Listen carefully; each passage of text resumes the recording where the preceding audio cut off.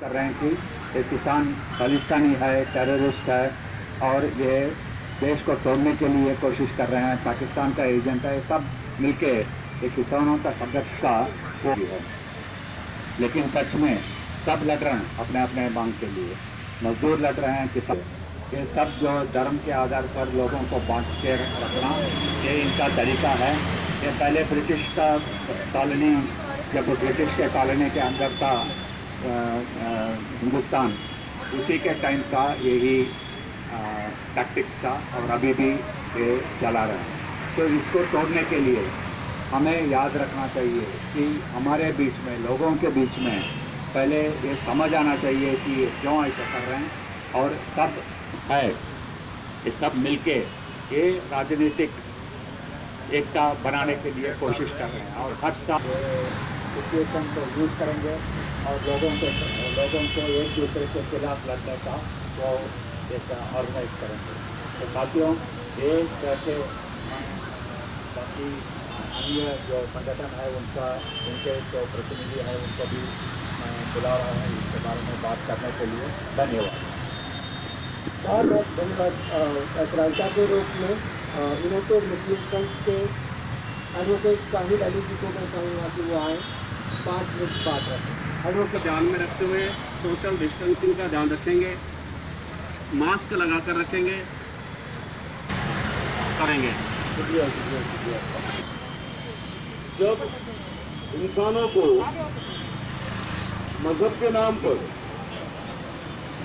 कत्लेआम किया गया और ये सिर्फ 35 साल पहले नहीं हुआ, ये सरकारें अक्सर करती रहती हैं।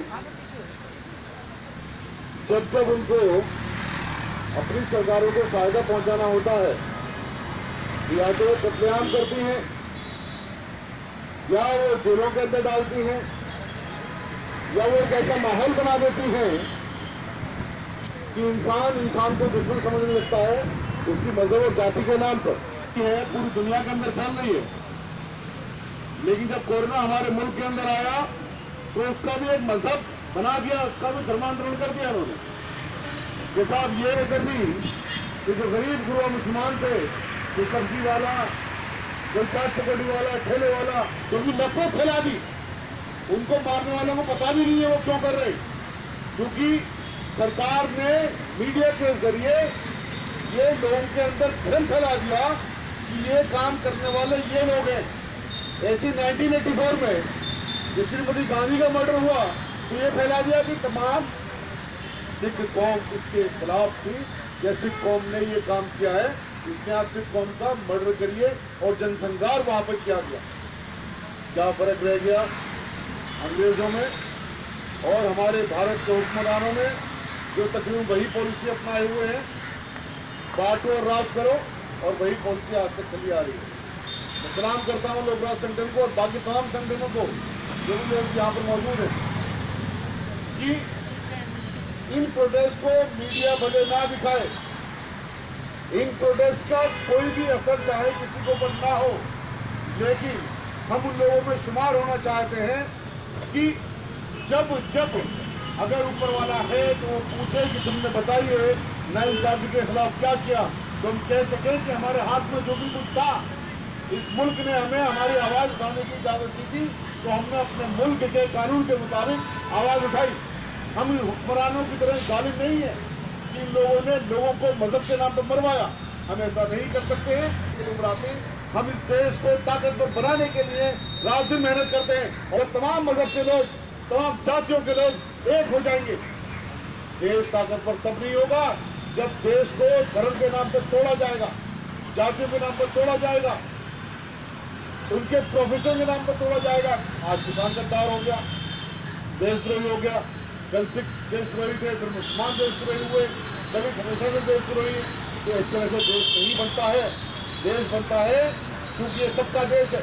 देखिए, धर्म के नाम पर एक देश बना था पाकिस्तान, लेकिन पाकिस्तान धर्म के नाम पर अगर लोग एक रह सकते होते तो पाकिस्तान के 2 टुकड़े नहीं होते। ये देश की खूबसूरती यही है कि यहाँ पर तमाम धर्म के लोग हैं, इसीलिए देश एक बना हुआ है। मैं आप सब लोगों से गुजारिश करता हूँ कि आप इस मैसेज को जितना आम हो सके करिए किसी से डरने की जरूरत नहीं, किसी की सरकार से डरने की जरूरत नहीं, चाहे वो भारतीय जनता पार्टी की हो या कांग्रेस की हो या किसी भी पार्टी की हो।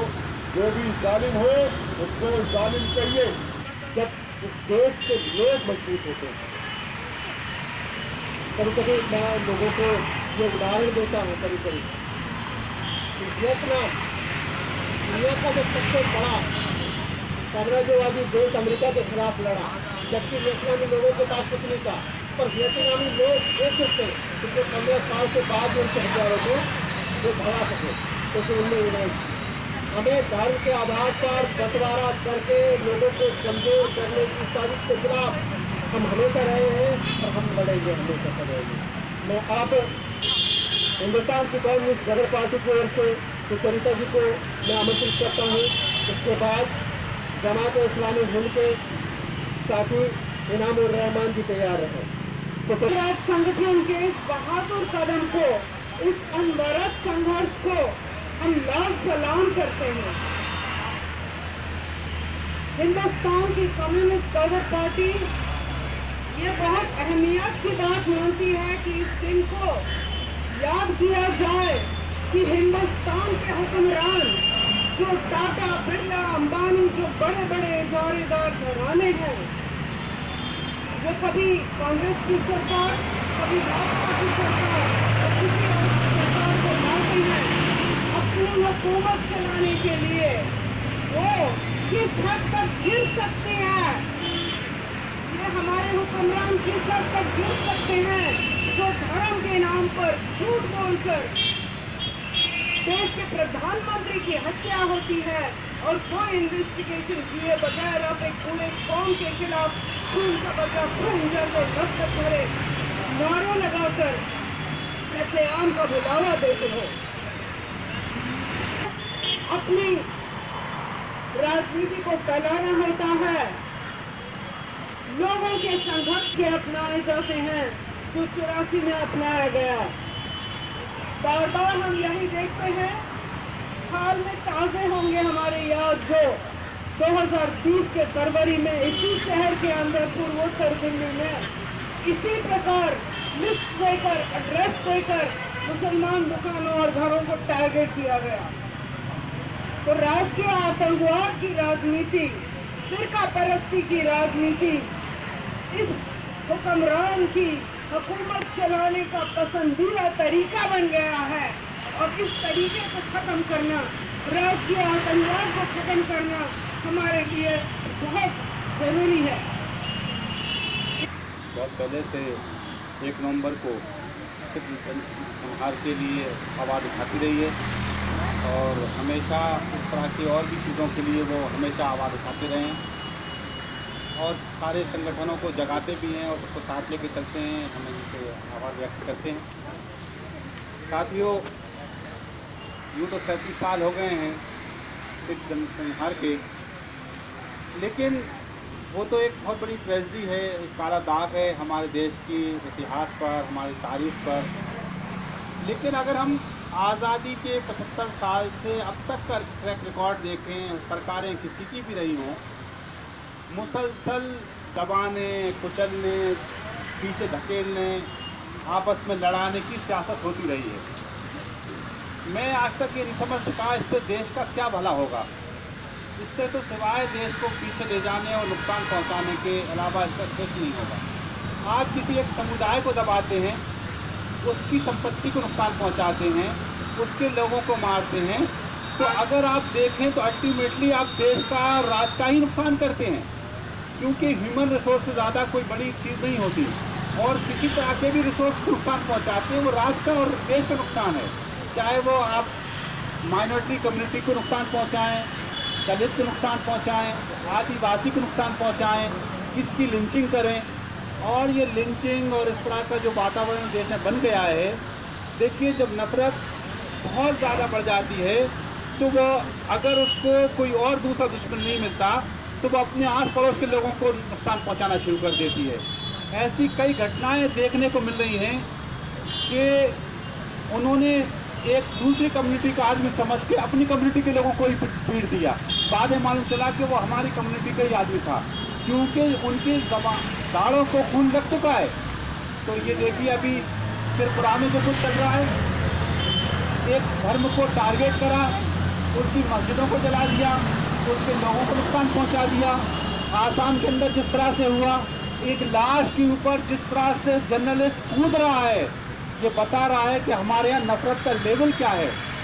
क्या लोगों को देश की छवि देश के अंदर और इंटरनेशनल लेवल पर कितनी खराब हो रही है। जो इसकी खूबसूरती है कि इसमें भिन्न भिन्न जातियों के लोग, भिन्न भिन्न संप्रदायों के लोग मिलकर खूबसूरती के साथ रहेंगे तो हमारी इमेज कितनी अच्छी होगी, देश कितनी तरक्की करेगा, कितनी खुशहाली आएगी। लेकिन ये इमेज ना बनते हुए अगर हमारी इमेज ये बने कि यहाँ की माइनॉरिटी और दूसरी बैकवर्ड क्लासेस दबाई जा रही हैं, कुचली जा रही हैं, तो ये हमारे देश के लिए अच्छी बात नहीं है, बल्कि नुकसानदेह बात है। हम हमारी सरकारों से गुजारिश करना चाहते हैं कि वो इस वातावरण को ख़त्म करें।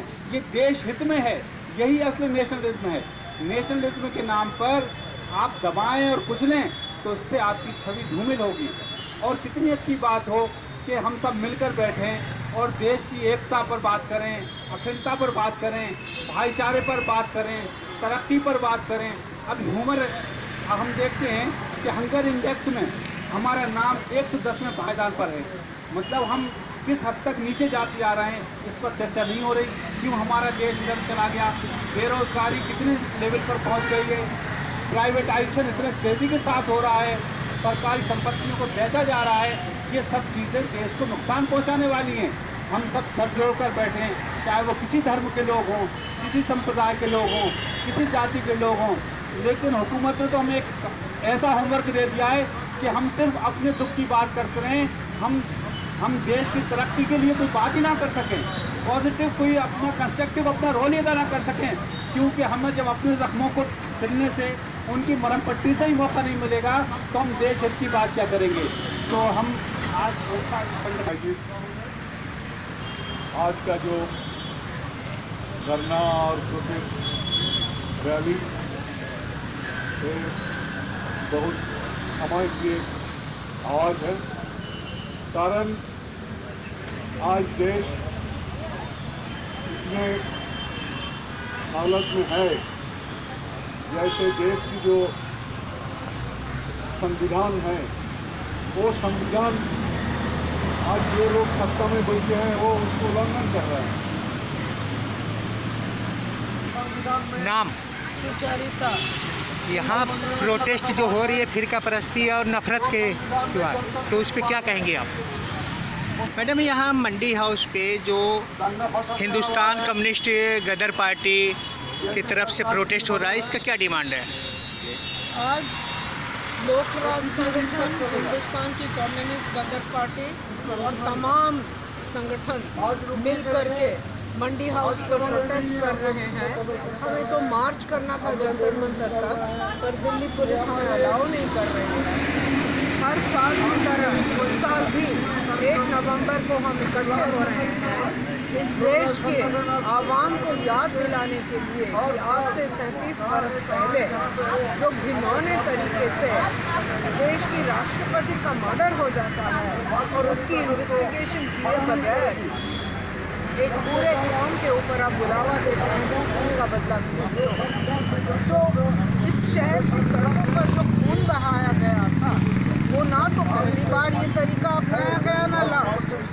हाल का हम देख सकते हैं फरवरी 2020 में इसी शहर के अंदर पूर्वोत्तर दिल्ली में वही तरीका अपनाया गया, गुजरात में वही तरीका अपनाया गया, बाबरी मस्जिद के ध्वंस के बाद अपनाया गया और बार बार अपनाया गया। ये जो राजनीतिक आतंकवाद और धर्म के आधार पर लोगों को बांटना या फिरका परस्ती की राजनीति, ये हमारे हुक्मरान जो टाटा बिरला के नाम पर काम करते हैं उनका फेवरेट वेपन, पसंदीदा तरीका बन गया है। जब जब लोगों की आवाज़ उठती है, जब जब लोगों का गुस्सा इनकी हुकूमत के लिए धमकी बनने का खतरा बन जाता है, तो यही तरीका अपनाते हैं, कत्लेआम करवाते हैं। इसलिए हम इसको भुला नहीं सकते और बार बार हमें याद दिलाना है, जब तक कि जो ये पूरी राजकीय आतंकवाद और फिरका परस्ती की राजनीति को ख़त्म न करें। अभी जैसे यहाँ पे कोरोना को लेकर के बात हुआ कि धर्म और जाति में बांटा जा रहा है, तो उस पर क्या कहेंगे? बिल्कुल वही तरीका अपनाया जा रहा है। अब आप देखते हैं कोरोना वायरस के नाम पर उन्होंने ऐसे करने की कोशिश की जैसे कि कोई एक मजहब के लोग इसको फैला रहे हैं, जबकि हम जानते हैं कि अगर कोई फैलाया है तो ये दुनिया के बड़े बड़े साम्राज्यवादी ताकतवर, क्योंकि फायदा उनका हुआ है, ना कि किसी भी मजहब के आम मजदूर इंसान या कोई आम नागरिक। इसके पीछे किसका हाथ हो सकता है? कोऑपरेट का हाथ है या सांप्रदायिक तत्व का हाथ है? देखिए, ये जो फिरका परस्ती की राजनीति और फिर किसी एक कौम को दोषी ठहराकर उसके ऊपर कत्लेआम करवाना और स्टेट उसको ऑर्गेनाइज करती है और फिर बहाना देती है कि ये लोगों का स्पॉन्टेनियस रिएक्शन है। ये पूरा तौर तरीका जो है, जो organised state organised communal violence, सांप्रदायिक हिंसा हम कहते हैं, ये इसके पीछे बड़े बड़े कॉर्पोरेट घराने, टाटा, बिरला, अंबानी और देश विदेश के जो बहुराष्ट्रीय कंपनियां, जो मोनोपोलीज, जो इंडिया के बाजार पे, कृषि बाजार, इंडस्ट्रियल बाजार, एजुकेशन बाजार, हर चीज़ पे हावी होना चाहते हैं।